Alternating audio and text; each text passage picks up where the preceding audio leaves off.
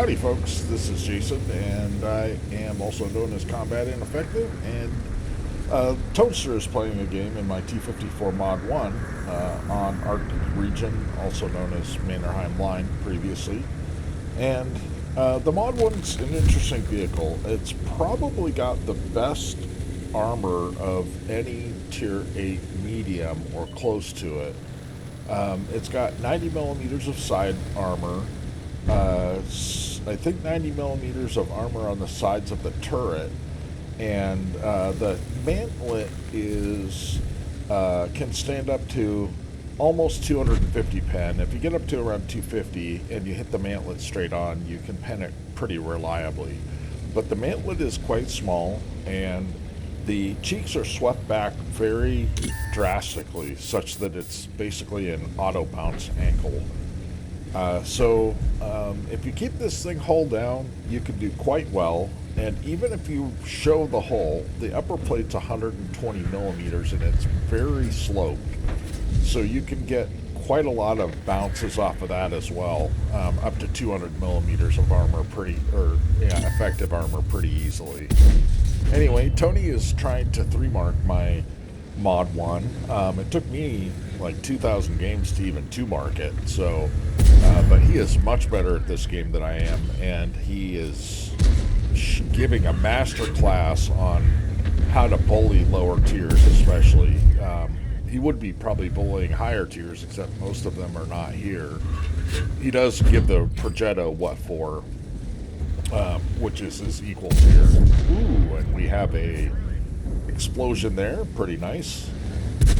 And so he's running pretty much all gold ammo because he's trying to mark. And he's just positioning his armor such that if somebody shoots his upper plate, he waggles so that they have a harder time hitting where they want to hit, and also so that they will hit at a steeper angle instead. And this T-29 just doesn't know that he's really not going to pen unless he hits the cupolas, since nothing else is really showing for him. And so he's given up basically on shooting Tonster, and he is moving on to other people. However, he just kind of backs up and makes the upper plate super easy to pen. Tonster makes a bit of a mistake here, where there's an undulation. Tony is way better at these World of Tanks than I am, but I do have a little more knowledge on this tank specifically because I have 2,500 plus games in it. I really like it. It only has 250 alpha. The pen is 190 on the standard rounds and 247 on the gold rounds, I think. So he does take a few hits here and there, but it's all in the service of pushing the action. So as you can see here, that E25 really has no hope of penning him, even with gold rounds, because his gun is not accurate enough. And then go ahead and yoink that kill right there. Actually probably helped out whoever was down there battling him. And then it's always a good feeling to shoot at RE. And he does get a pat on that, of course. And you're nearing the end of the game. There's only 2 people left on the enemy team, and one of them is basically out of reach, the Carnarvon.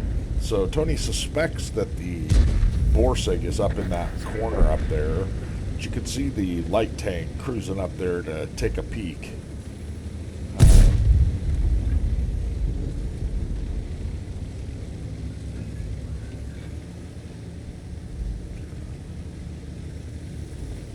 And he doesn't see anything.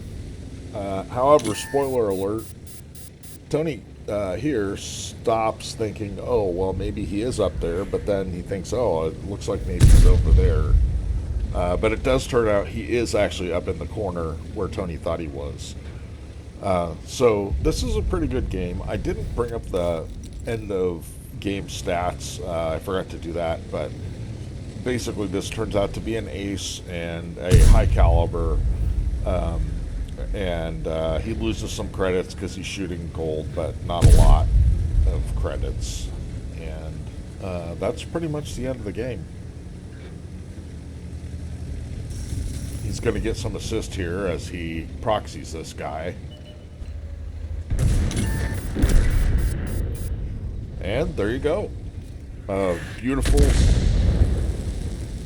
game played with armor in mind and pushing the action when he should be.